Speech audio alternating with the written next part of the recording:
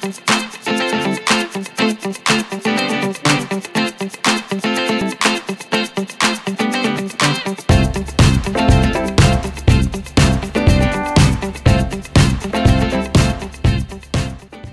안녕하세요. 사랑합니다. 자, 우리가 신앙생활 하면서 이런 얘기 많이 듣죠. 하나님께서 역사하셨다. 예수님이 역사하셨다. 주님 역사하여 주옵소서. 이렇게 말하고 있죠. 그 역사한다 하는 말이 바로 하나님이 일하신다 이런 얘기예요. 그런데 그 일을 어떻게 하는가? 이거에 대해서 우리 요리문답에서 지난번에 말씀드렸어요. 하나님은 작정하시고 일하신다. 예정하시고 일하신다. 그런데 그 작정을 위해서 어떻게 하시는가? 창조와 섭리를 통해서, 창조라는 것을 통해서 역사하시고 섭리라는 것을 통해서 역사하신다. 그래서 11번 문제는 11번의 퀘스천은 11번째죠. 하나님의 섭리는 무엇입니까? 하는 것이에요. 하나님의 섭리하시는 일이란 무엇인가요? 하는 것입니다. 그래서 이렇게 답하고 있어요. 답을 먼저 얘기할게요.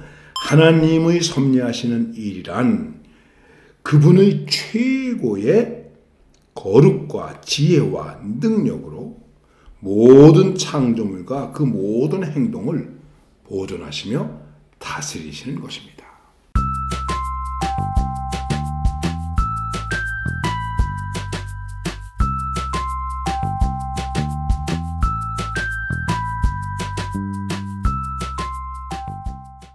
우리가 다스린다고 이야기할 때에 그 다스림 속에는 마치 높은 사람이 낮은 사람을 함부로 이렇게 다루는 것 같은 정치적인 의미로서의 다스림을 많이 얘기하고 있는데, 여기서 이 다스림이라는 것은 서비스하는 거예요. 봉사하는 거예요. 자, 하나님께서 나중에 이제 문제가 나오는데 우리를 창조하셨죠. 창조하시고 나서 우리들에게 맡기신 일이 있어요. 그게 뭐냐 하면 너희는 이 모든 창조물을 잘 다스려라. 잘 다스리려면 어떻게 됩니까? 보존해야 돼요. 보존이 되게 해야 되고, 그 다음에 보존이 될 수 있도록 그것을 잘 다스려야 돼요. 제가 어렸을 때 어떤 분이 교회에 고무나무 화분을 하나 선물했어요. 그때 그 고무나무도 참 굉장히 귀했어요. 그런데 이 고무나무를 잘 보존해야 되는데 그만 겨울에 추울 때 이 열대성 식물인 걸 잘 모르고 안으로 들여놓지 않았다가 그만 고무나무가 얼어 죽고 말았어요. 보존도 못했고 내가 잘 다스리지는 못했죠. 그러면 어떻게 될까요? 망하는 거예요. 지금 환경의 문제가 바로 무엇일까요? 이 자연을 보존해야 되는데 보존하지 못하는 거예요. 잘 보존될 수 있도록 다스려야 되는데 다스리지를 못하는 거예요. 지금도 이 자연의 여러 가지 재해로 인해서, 그리고 이 사람들의 삶 속에서는 그 호르몬의 잘못된 작용으로 인해 가지고 약물 작용이나 이런 것들 때문에 많은 종들이, 생물들이 죽어간다는 거예요. 없어진다는 거예요.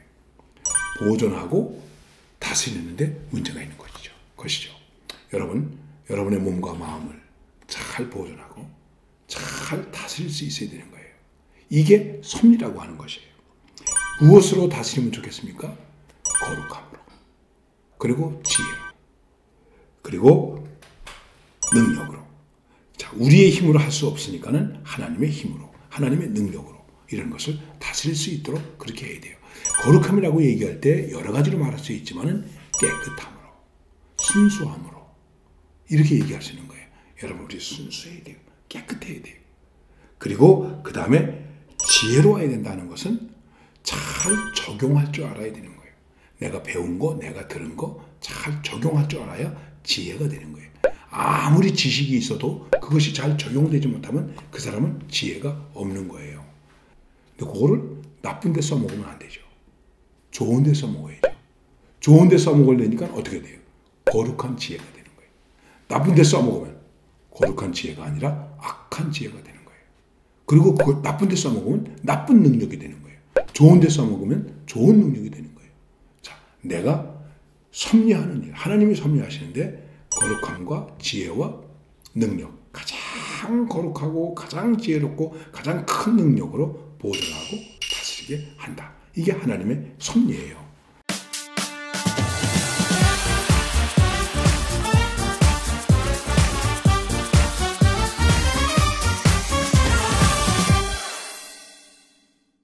그러면 이제 이 섭리에 따라서 우리가 살아야 되는데 이 섭리에 따라서 살아야 할 책임이 누구에게 있는가?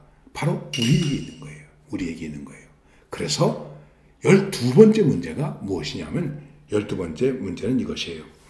하나님께서 사람에 대해 사람이 창조된 그 상태에 있을 때에 무슨 특별한 섭리를 하셨나요? 이게 중요한 것입니다. 하나님이 섭리하시는데 하나님이 우리를 창조하셨잖아요. 그 창조된 상태에 있는 그 사람에게 하나님께서 어떤 섭리를 하셨는가 하는 것이에요. 답을 이렇게 말씀하고 있습니다. 하나님께서 사람을 창조하실 그때 완전한 순종을 조건으로 나무의 열매 먹는 것을 금하심으로 선악을 알게 하는 사망의 형벌로 생명의 언약을 맺으셨습니다.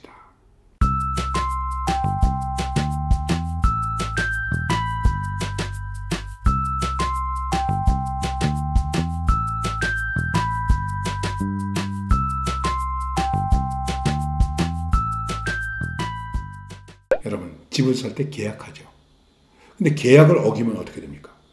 계약을 어기는 데 따른 뭐가 다르죠? 벌이 다르죠. 그래서 이 집을 살 때 계약을 합니다. 내가 이 집을 1억에 사기로 했습니다. 계약을 했습니다. 약속했습니다. 언제까지 돈 주세요. 계약금도 걸었습니다. 계약금 10분의 1, 1,000만 원 걸었습니다. 며칠 날까지 돈 주세요. 만일 이 약속을 어기면 3배로 갚아야 합니다. 그리고 약속을 합니다. 도장 찍으세요. 도장 찍으세요. 아니면 사인하세요. 사인했어요. 약속을 어겼습니다. 그럼 어떻게 될까요? 3배를 갚아야 돼요.